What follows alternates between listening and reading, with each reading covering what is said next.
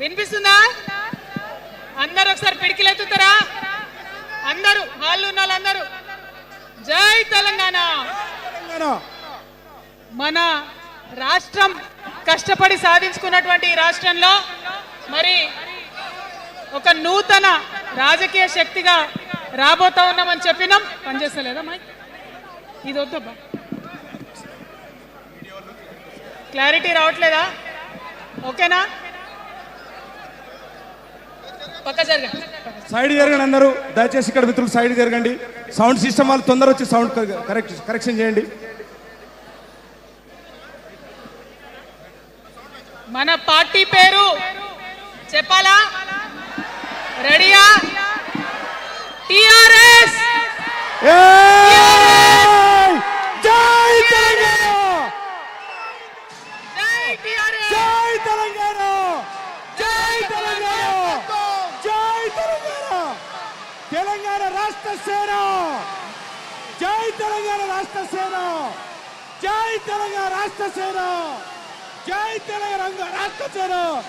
కవితమ్మ గారి నాయకత్వం, కవితమ్మ గారి నాయకత్వం, కవితమ్మ గారి నాయకత్వం, కవితమ్మ గారి నాయకత్వం, కవితమ్మ గారి నాయకత్వం. తెలంగాణ టైగర్ కవితమ్మ గారి నాయకత్వం, జై తెలంగాణ టైగర్ కవితమ్మ గారి నాయకత్వం, జై తెలంగాణ నాయకత్వం, కవితమ్మ గారి నాయకత్వం, రాష్ట్ర సేన,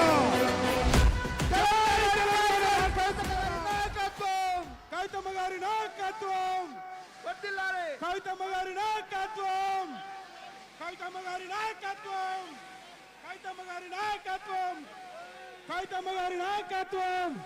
ఆజాదీ కి షేర్ని కవితమ్మ గారి నాయకత్వం, ఆజాదీ కి షేర్ని కవితమ్మ గారి నాయకత్వం, తెలంగాణ టైగర్ కవితమ్మ గారి నాయకత్వం, తెలంగాణ ఉద్యమ సేనాని కవితమ్మ గారి నాయకత్వం. జై తెలంగాణ రాష్ట్ర సేన, జై తెలంగాణ. పట్టుర పట్టు హైలెస్స చెన్నను పట్టు కొట్టుర కొట్టు హైలెస్స కొండను పట్టు నన్ను గట్టి నడువు బిడ్డను కవితక్కతో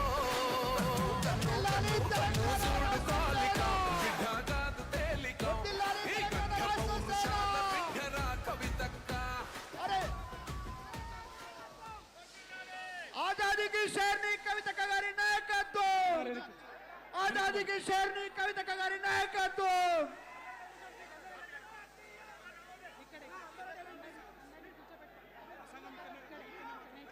అందరూ ఎన్ని కూర్చోండి, ఎన్ని కూర్చోండి, ఎన్ని కూర్చోండి.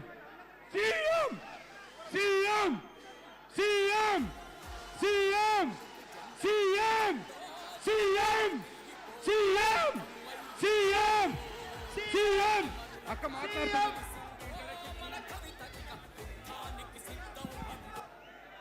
దయచేసి అందరూ ఎనికిపోల. ఇప్పుడు మన ఉద్యమ సేనాని పోరాటాలు అందరూ ఎనికి కూర్చోండి. ఆజాదీకి అందరూ కూడా మాట్లాడతారు. అందరూ ఎనికెళ్ళి కూర్చోవాలి. అక్క ఇక్కడి నుంచే ప్రసంగిస్తా ఉన్నారు. దయచేసి అందరూ ఎనికెళ్ళండి, దయచేసి అందరూ ఎనికెళ్ళండి. ఆ పాటలు బంద్ చేయండి అబ్బా, పాటలు బంద్ చేయండి. దయచేసి అందరూ వేదిక మీద కూర్చోవలసిందిగా విజ్ఞప్తి. తెలంగాణ రాష్ట్ర సేన, తెలంగాణ రాష్ట్ర సేన మనందరం కూడా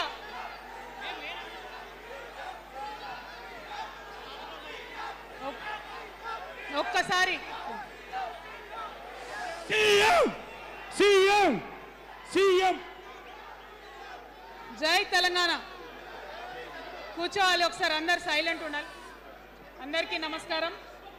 మళ్ళీ ఒకసారి తెలంగాణ ప్రజలకు, తెలంగాణ మేధావులకు, తెలంగాణ బుద్ధిజీవులకు, తెలంగాణ ప్రగతిని కోరుకునేటటువంటి ప్రతి ఒక్కరికి, తెలంగాణలో ఉన్నటువంటి ప్రభావశీల వర్గాలందరికీ హృదయపూర్వకంగా చేతులెత్తి నమస్కారం తెలియజేస్తా ఉన్నాను. ఇవాళ తెలంగాణ రాష్ట్రంలో ఒక చరిత్ర. నా జీవితంలో కూడా ఒక మర్చిపోలేని రోజు అవుతుంది ఈరోజు. తెలంగాణ రాష్ట్ర భవిష్యత్తును తెలంగాణ రాష్ట్రం స్వయంగా రాసుకోవడానికి మరి మనందరినీ కూడా ఆ దైవము ఆ కాలము మనందరినీ భాగస్వామ్యం చేసిందని చెప్పి నేను మనస్ఫూర్తిగా నమ్ముతా ఉన్నాను. మీ అందరికీ తెలుసు, నేను అమ్మవారి భక్తురాలిని. ఇక్కడ స్టేజ్ మీద ఎవరు ఉండకండి, దయచేసి అందరు వెళ్ళండి, ఖాళీ అయ్యండి మొత్తం, అందరు వెళ్ళి కూర్చోండి దయచేసి. ఈ బౌన్సర్లు ఏందో వాళ్ళని తీసి వెళ్ళిపోమని.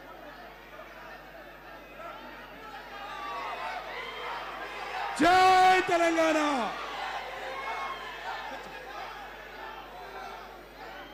ఇవాళ ఈ సభా ప్రాంగణంలో ఉన్నటువంటి తెలంగాణ ఉద్యమకారులకు, తెలంగాణ అమరవీరుల కుటుంబాలకు, తెలంగాణ ఉద్యమంలో సర్వం కోల్పోయి అనేక రకాల కష్టాలు పడి రాష్ట్రం వస్తే చాలు అనుకొని పిడికిలు బిగించి కొట్లాడినటువంటి ప్రతి ఒక్కరికి, అదేవిధంగా సింగరేణి నుండి పెద్ద ఎత్తున తరలి వచ్చినటువంటి బొగ్గుగని కార్మికులకు, నాకు సింగరేణి చాలా ఇష్టం, కానీ మీకంటే మా ఆడబిడ్డలంటే నాకు ఇంకా ఇష్టం. ఈ సభలో ఉన్నటువంటి మా ఆడబిడ్డలకు ప్రత్యేకంగా నమస్కారం తెలియజేస్తున్నా. అదేవిధంగా అనేక మంది మా జెన్జీ వారియర్స్ వచ్చిండ్రు, మా యూత్ వచ్చిండ్రు, అందరికీ కూడా పేరు పేరున నమస్కారం.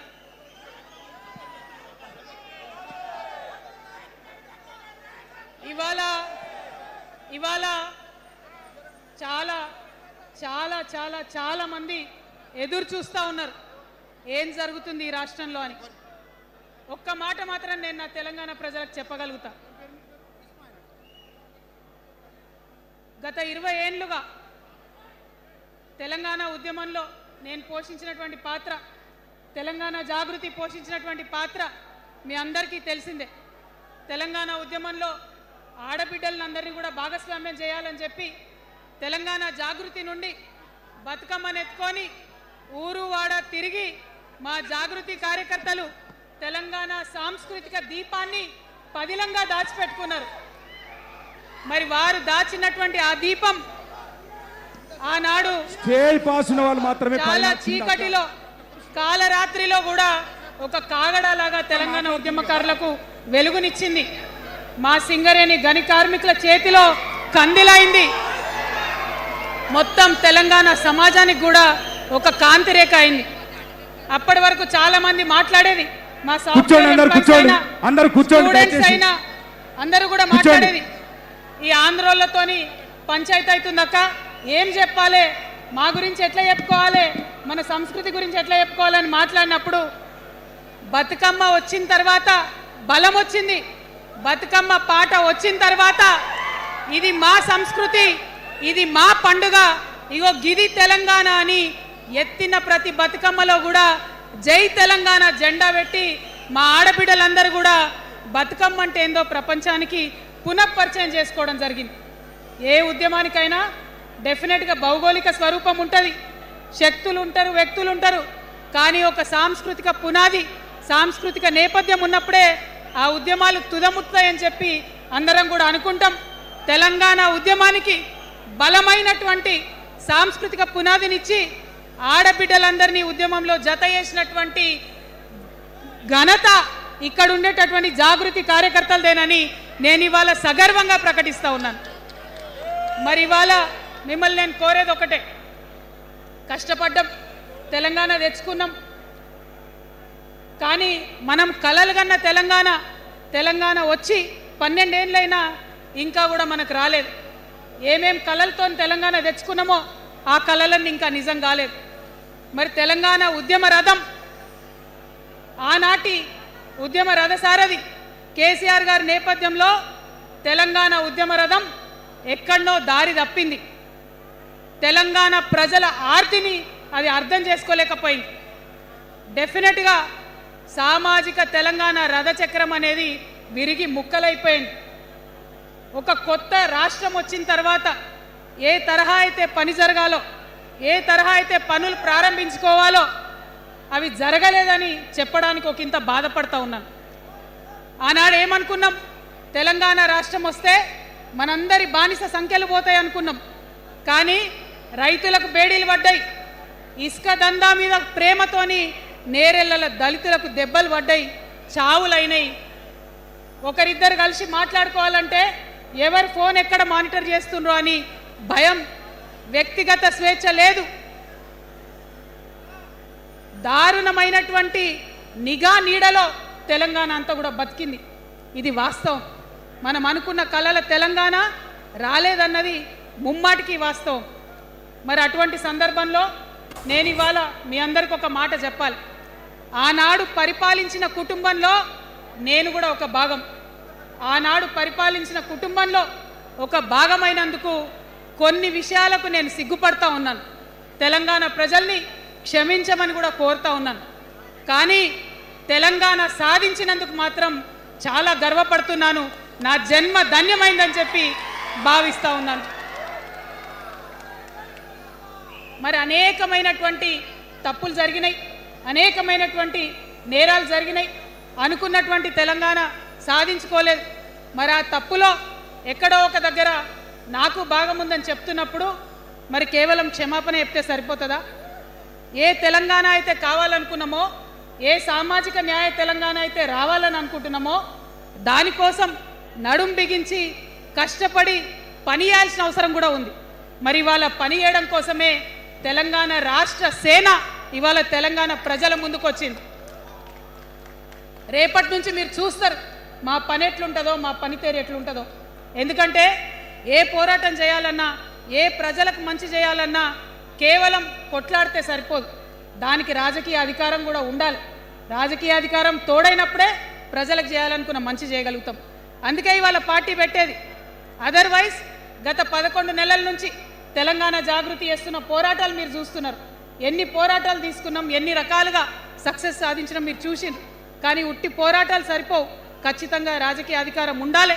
దానికోసమే ఇవాళ తెలంగాణ రాష్ట్ర సేన మీ ముందుకు వచ్చిందని చెప్పి నేను సగర్వంగా ప్రకటిస్తూ ఉన్నాను. మరి ఈ పొలిటికల్ పార్టీ ఏదైతే తెలంగాణ ప్రజల కోసం వచ్చిందో అది టెక్నికల్గా అధికారం తెచ్చుకోవడానికి, ఎన్నికల్లో పాల్గొనడానికి డెఫినెట్గా బాగుంటుంది. కానీ దానికి ఒక ఆత్మ ఉండాలి, దానికి ఒక నేపథ్యం ఉండాలి. ఇవాళ బీఆర్ఎస్తో అదే కదా ప్రాబ్లం. టెక్నికల్గా బాగున్నారు, ఎలక్షన్ పోతున్నారు, సీట్లు గెలుస్తున్నారు, కానీ తెలంగాణ ఆత్మను కోల్పోయింది. కాబట్టే ఇవాళ తెలంగాణ రాష్ట్ర సేన వచ్చింది. నేను తెలంగాణ ప్రజలందరికీ చేతులు జోడించి నమస్కరించి ఒక మాట చెప్తున్నా, హార్ట్ఫుల్గా చెప్తున్నా, నా హృదయాంతరాల నుంచి ఒక మాట చెప్తా ఉన్నా. నేను తెలంగాణలో ఉన్న 3.5 కోట్ల మంది తెలంగాణ బిడ్డలందరికీ ఒక అమ్మగా పరిణితి చెందాలనుకుంటున్నా.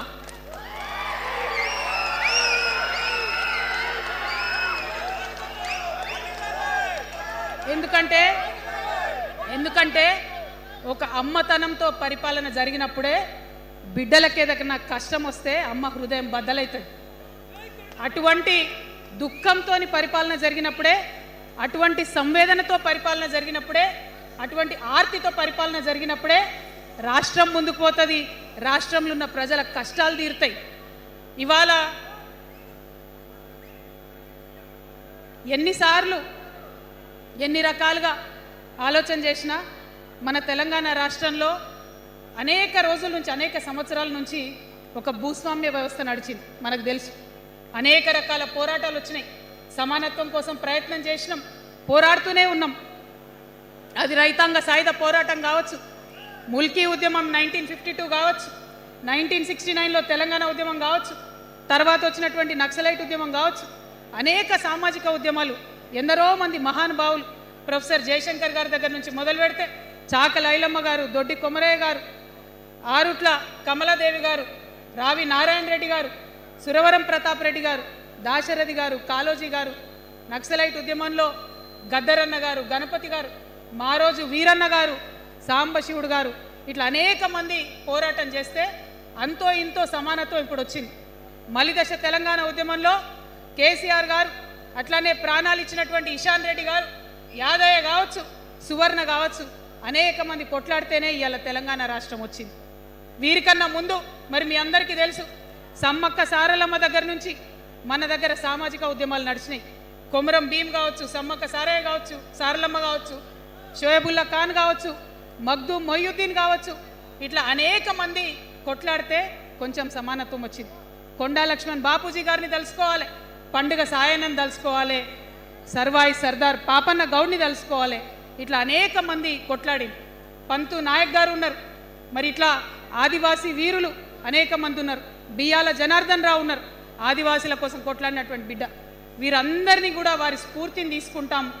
రాజ్యాంగబద్ధంగా రాజకీయ శక్తితోని పోరాటాలు మిళితం చేసి, ప్రజా పోరాటాలు మిళితం చేసి మనం కలలుగానేటటువంటి సామాజిక న్యాయ తెలంగాణను సాధిస్తామని మళ్ళొకసారి సగర్వంగా ప్రకటన చేస్తూ ఉన్నాం. మరి వాళ్ళ తెలంగాణ రాష్ట్ర సేన మీ ముందుకొచ్చిందంటే ఉట్టిగానే రాలే. తెలంగాణలో ఏం జరుగుతుందో ఒకసారి తెలుసుకోవాలి, మనం ఆలోచన చేసుకోవాలి, అర్థం చేసుకోవాలి. ఎన్ని పార్టీలు ఉన్నాయి? 3 పార్టీలు ఉన్నాయి. భారతీయ జనతా పార్టీని తీసుకుందాం. ఆ బీజేపీ అనే పార్టీకి అసలు తెలంగాణ ఏర్పాటే ఇష్టం లేదు, తెలంగాణ ఏర్పాటు అవడమే ఇష్టం లేదు. అందుకే వాళ్ళ అగ్రనాయకత్వం అంతా కూడా ఏం మాట్లాడతారు? తల్లిని చంపినరు, పిల్లని బతికించారు అని ఒకరు, ఇంకొకరు ఏమంటారు? నిన్ననే ఒక తలకాయ లేని ఎంపీ, మెడకాయ మీద తలకాయనే లేదు ఆయనకు, ఏమన్నాడు ఆ ఎంపీ? ఇండియా పాకిస్తాన్ విడదీసినట్టట, ఆంధ్ర తెలంగాణను విడదీసిరట. మరి వాళ్ళ అగ్రనాయకత్వం ఇన్ని మాటలు అంటుంటే మన ప్రాంతంలో ఉన్నటువంటి భారతీయ జనతా పార్టీ బానిస ఎంపీలు ఎవరైతే ఉన్నారో ఒక్క మాట కూడా వాళ్ళు మాట్లాడరు. ఫెడరల్ స్ఫూర్తికి విరుద్ధంగా రాష్ట్రం ఏర్పాటు అయిన తర్వాత 7 మండలాలు మనకి గుంజుకుంటే పార్లమెంట్లో పల్లీకులు ఇస్తారు, కానీ ఆ ఎంపీలు ఒక్క మాట కూడా మాట్లాడరు. మనకు 8 రూపాయలు ఇవ్వకపోతే ఆ ఎంపీలు ఒక్క మాట మాట్లాడరు. విభజన హామీలు ఇవ్వకపోతే ఆ బీజేపీ బానిస ఎంపీలు ఒక్క మాట కూడా మాట్లాడరు. అంతేకాకుండా సామాజిక న్యాయం అనేటటువంటి ఒక కాన్సెప్ట్కే బద్ద వ్యతిరేకి భారతీయ జనతా పార్టీ. అందుకే ఏం చేస్తున్నారు? మహిళా బిల్ అయితే మోసం, 2 సార్లు పాస్ చేసిరు, దాన్ని మొత్తానికే పక్కన పెట్టేసిండ్రు. బీసీ బిల్లు ఇక్కడికి వెళ్ళి పంపిస్తే దాన్ని తొక్కిపెట్టిండ్రు. కులగణన వేస్తామన్నారు, దాన్ని తొక్కిపెట్టిండ్రు. అత్యంత పేదవాళ్లకు సమాజంలో 2 బుక్కల అన్నం పెట్టేటటువంటి ఉపాధి హామీ పథకం ఉంటే కూడా దాన్ని కూడా మొత్తానికి బంద్ చేసి పెట్టిండ్రు. అయినా కూడా ఈ బీజేపీ బానిస ఎంపీలు ఒక్క మాట కూడా మాట్లాడరు, కనీసం పెదవులు తెరవరు. నేను ఇవాళ బీజేపీ ఎంపీలను డిమాండ్ చేస్తున్నా, సవాల్ చేస్తా ఉన్నా, మీరు తెలంగాణ తల్లి బిడ్డలైతే కనీసం భద్రాచలం దగ్గర ఒక 5 గ్రామాలు ఉన్నాయా, ఆంధ్రాలకు పోయినాయి, అవి పోతే మన రాముడి గుడి మునిగిపోతుంది. పోలవరం నిండితే భద్రాచలం మొత్తం కూడా నీళ్ళు వచ్చేటటువంటి పరిస్థితి ఉన్నది. మీకేమన్నా సిగ్గు ఎగ్గు ఉంటే తెలంగాణ తల్లి బిడ్డలైతే 8 మంది బీజేపీ తెలంగాణ ఎంపీలను ఛాలెంజ్ చేసి అడుగుతా ఉన్నా, ఆ 5 గ్రామాలను మీరు వాపస్ తెలంగాణకు పట్టుకరండి. మేం మాట్లాడినాం, జాగృతి నుండి మాట్లాడినాం, ఆంధ్ర వారికి లేఖ రాసినాం, కేంద్రానికి లేఖ రాసినాం. మరి మీరేం చేస్తున్నారయ్యా? రాముడి గుడి ఇక్కడ భద్రాచలం రాముడు కాదా? ఆయన గుడి మునిగిపోయినా మీరు మాట్లాడరా? నేను సవాల్ చేస్తా ఉన్నా భారతీయ జనతా పార్టీ ఎంపీలకు, ఖచ్చితంగా మీరు 5 గ్రామాలను తెలంగాణకు తీసుకురావాలి.